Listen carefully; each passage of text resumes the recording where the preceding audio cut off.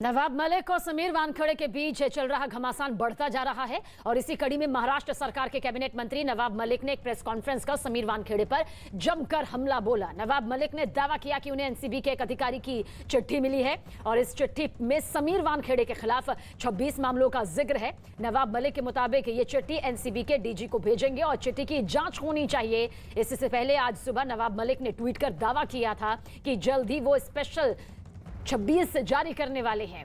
नवाब मलिक का आरोप है कि क्रूज ड्रग्स केस में करीब 1000 करोड़ की वसूली की गई और यह वसूली मालद्वीप में हुई। यही नहीं, उन्होंने ये भी कहा कि समीर वानखेड़े के पिता की शादी 75-76 में हुई थी और उन्होंने गलत फायदे उठाए हैं।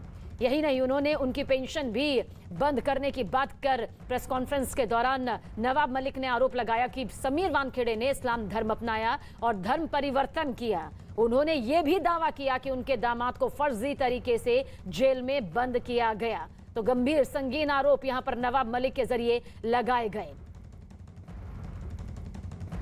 लेकिन जिस चिट्ठी का वो जिक्र कर रहे हैं, उन्होंने कहा कि गुप्त नाम के आधार पर वो चिट्ठी उन्हें मिली, उन्हें एनसीबी के ही अंदर खेमे से भेजी गई, जिसके बाद उन्होंने इस पूरी चिट्ठी को ट्वीट भी किया जिसमें 26 फर्जी मामलों का जिक्र किया गया है जो उनके हिसाब से फर्जी मामले हैं और जिन्होंने भेजा पूरी डिटेल के साथ जिक्र किया गया है। और अब नवाब मलिक कह रहे हैं कि इस पूरे मामले को लेकर जांच होनी चाहिए।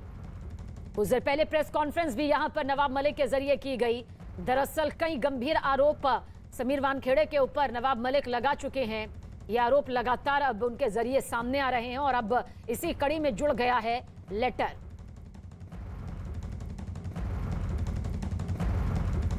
आज हमने अपने ट्विटर पे एक खत जो मुझे प्राप्त हुआ है, वो खत किसी एनसीबी के दफ्तर के एक अधिकारी ने अपना नाम गुप्त रखने की शर्त पे वो खत मुझे भेजा है। उस खत को मुझे मिले हुए 2 दिन हो गए। जब मैं जा रहा था परभनी के लिए, उसी दिन खत हमें प्राप्त हुआ था।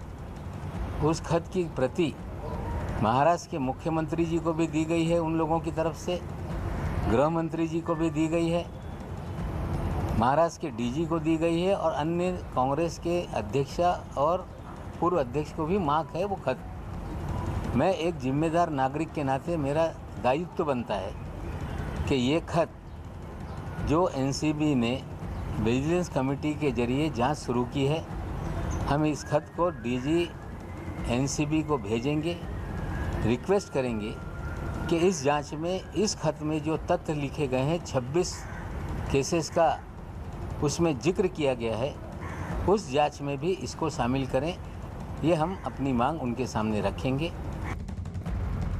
पिछले 35 साल में एनसीबी ने देश में बहुत अच्छा काम किया।